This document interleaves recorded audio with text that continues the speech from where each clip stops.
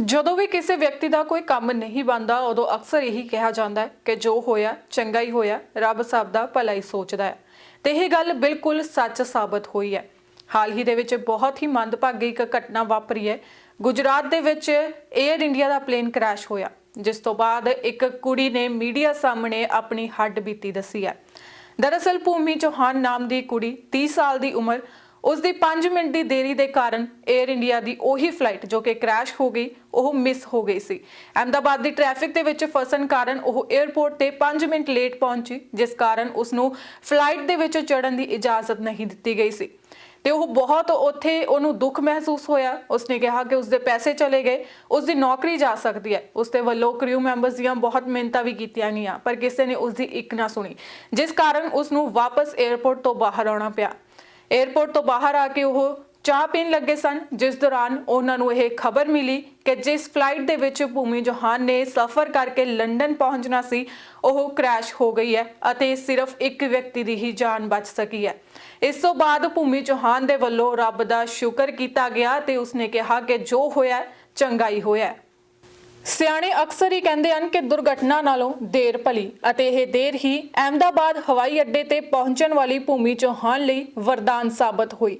ਭੂਮੀ ਚੌਹਾਨ ਦੀ ਜਦੋਂ ਵੀਰਵਾਰ ਦੁਪਹਿਰੇ ਲੰਡਨ ਜਾਣ ਵਾਲੀ ਫਲਾਈਟ ਮਿਸ ਹੋ ਗਈ ਤਾਂ ਉਹ ਬਹੁਤ ਦੁਖੀ ਅਤੇ ਪਰੇਸ਼ਾਨ ਸੀ।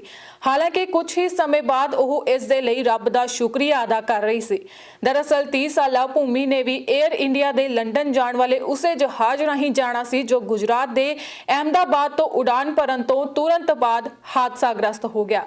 ਭੂਮੀ ਚੌਹਾਨ ਆਪਣੇ ਜੱਦੀ ਸ਼ਹਿਰ ਗੁਜਰਾਤ ਦੇ ਅੰਕਲੇਸ਼ਵਰ ਤੋਂ ਸੜਕ ਰਾਹੀਂ ਯਾਤਰਾ ਕਰਕੇ ਫਲਾਈਟ ਫੜਨ ਲਈ ਅਹਿਮਦਾਬਾਦ ਜਾ ਰਹੀ ਸੀ। ਸ਼ਹਿਰ ਵਿੱਚ ਟ੍ਰੈਫਿਕ ਹੋਣ ਕਾਰਨ ਭੂਮੀ ਹਵਾਈ ਅੱਡੇ ਤੇ 5 ਮਿੰਟ ਦੇਰੀ ਨਾਲ ਪਹੁੰਚੀ। ਉਸ ਨੂੰ ਹਵਾਈ ਅੱਡੇ ਵਿੱਚ ਦਾਖਲ ਹੋਣ ਦੀ ਇਜਾਜ਼ਤ ਨਹੀਂ ਦਿੱਤੀ ਗਈ। ਭੂਮੀ ਚੌਹਾਨ ਪਹਿਲਾਂ ਤਾਂ ਬਹੁਤ ਪਰੇਸ਼ਾਨ ਸੀ ਕਿਉਂਕਿ ਉਸਦੇ ਟਿਕਟ ਦੇ ਪੈਸੇ ਬਰਬਾਦ ਹੋ ਗਏ ਸਨ ਅਤੇ ਉਹ ਸੋਚ ਰਹੀ ਸੀ ਕਿ ਸ਼ਾਇਦ ਉਸਦੀ ਨੌਕਰੀ ਵੀ ਚਲੀ ਜਾਵੇਗੀ, ਪਰ ਹੁਣ ਉਹ ਸ਼ੁਕਰਗੁਜ਼ਾਰ ਹੈ। ਉਹ ਸੋਚਦੀ ਹੈ ਕਿ ਪੈਸੇ ਚਲੇ ਗਏ ਹਨ ਪਰ ਜਾਨ ਬਚ ਗਈ ਹੈ। ਭੂਮੀ ਪਹਿਲਾਂ ਪੜ੍ਹਾਈ ਲਈ ਇੰਗਲੈਂਡ ਗਈ ਸੀ, ਜਿੱਥੇ ਉਸਨੇ 2 ਸਾਲ ਪਹਿਲਾਂ ਕੇਵਲ ਚੌਹਾਨ ਨਾਲ ਵਿਆਹ ਕਰਵਾਇਆ ਸੀ। ਵਿਆਹ ਤੋਂ 2 ਸਾਲ ਬਾਅਦ ਭੂਮੀ ਆਪਣੇ ਜੱਦੀ ਸ਼ਹਿਰ ਵਾਪਸ ਆਈ ਸੀ। 1.5 ਮਹੀਨਾ ਗੁਜਰਾਤ ਰਹਿਣ ਤੋਂ ਬਾਅਦ ਭੂਮੀ ਇੰਗਲੈਂਡ ਵਾਪਸ ਜਾਣ ਲੱਗੀ ਸੀ। ਭੂਮੀ ਜਿਸ ਤਰ੍ਹਾਂ ਹੀ ਟ੍ਰੈਫਿਕ ਵਿੱਚ ਫਸੀ ਤਾਂ ਉਸਨੇ ਆਨਲਾਈਨ ਫਲਾਈਟ ਲਈ ਚੈੱਕ ਇਨ ਕਰ ਲਿਆ ਸੀ, ਪਰ ਉਹਨਾਂ ਨੂੰ ਫਲਾਈਟ ਵਿੱਚ ਚੜ੍ਹਨ ਦੀ ਇਜਾਜ਼ਤ ਨਹੀਂ ਦਿੱਤੀ ਗਈ ਸੀ। 에ਅਰ ਇੰਡੀਆ ਦੇ ਸਟਾਫ ਨੇ ਉਸ ਨੂੰ ਕਿਹਾ ਕਿ ਉਹ ਲੇਟ ਹੋ ਗਈ ਹੈ, ਇਮੀਗ੍ਰੇਸ਼ਨ ਹੋ ਚੁੱਕਿਆ ਹੈ ਅਤੇ ਬੋਰਡਿੰਗ ਵੀ ਪੂਰੀ ਹੋ ਗਈ ਹੈ, ਇਸ ਲਈ ਉਹ ਹੁਣ ਫਲਾਈਟ ਵਿੱਚ ਚੜ੍ਹ ਨਹੀਂ ਸਕਦੀ।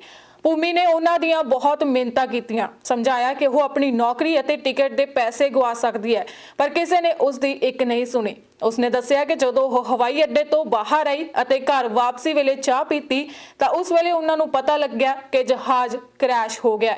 ਇਸ ਸਦਮੇ ਕਾਰਨ ਭੂਮੀ ਦੀ ਆਵਾਜ਼ ਘੁੱਟ ਰਹੀ ਸੀ।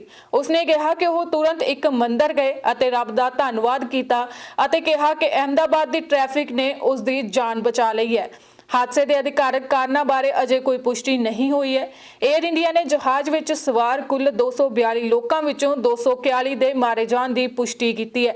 ਜਹਾਜ਼ ਵਿੱਚ 230 ਯਾਤਰੀ ਅਤੇ 12 ਚਾਲਕ ਦਲ ਦੇ ਮੈਂਬਰ ਮੌਜੂਦ ਸਨ। ਪੁਲਿਸ ਨੇ ਇਹ ਵੀ ਕਿਹਾ ਕਿ ਇੱਕ ਬ੍ਰਿਟਿਸ਼ ਨਾਗਰਿਕ ਹਾਦਸੇ ਵਿੱਚ ਬਚ ਗਿਆ।